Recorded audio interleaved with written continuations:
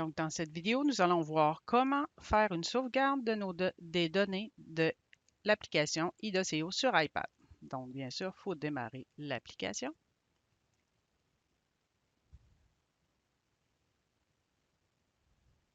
Une fois rendu dans l'application, dans l'espace à gauche, donc la liste des raccourcis, on va appuyer sur le petit nuage avec une flèche qui pointe vers le haut. Et on va aller sélectionner ici sauvegarde rapide ou sauvegarde complète. Non, on va y aller avec une sauvegarde complète, bien sûr, excusez. Donc, une fois que la sauvegarde complète est sélectionnée, si vous n'êtes pas déjà connecté avec un lien cloud, vous allez être invité à vous connecter. Donc, bien sûr, vous pouvez choisir le compte que vous voulez. Je vous propose de choisir le compte Google. Donc, vous pouvez utiliser votre compte de la commission scolaire. Donc, tout au bas, vous allez faire simplement Sign in with Google.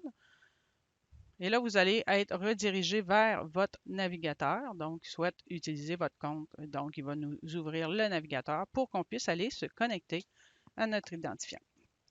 Donc, ici, bien sûr, si vous n'avez pas, vous n'êtes jamais connecté avec votre compte CS du Roi sur votre iPad, vous allez être invité à vous connecter, à entrer les informations.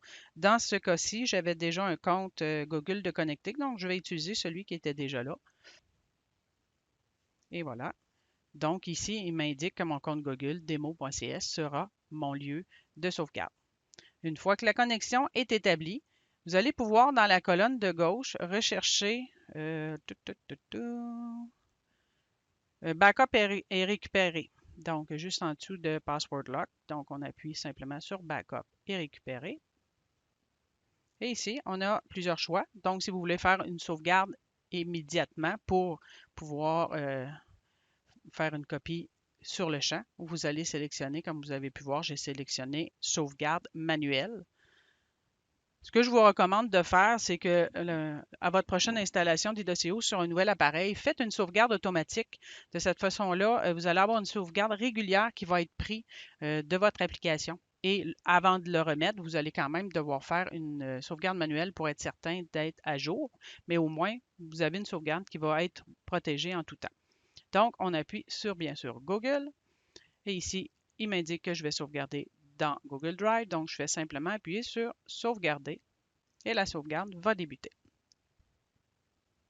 Et on m'indique ici que la sauvegarde a été effectuée et on dit merci. La sauvegarde va avoir été établie directement dans votre compte Google que vous avez choisi.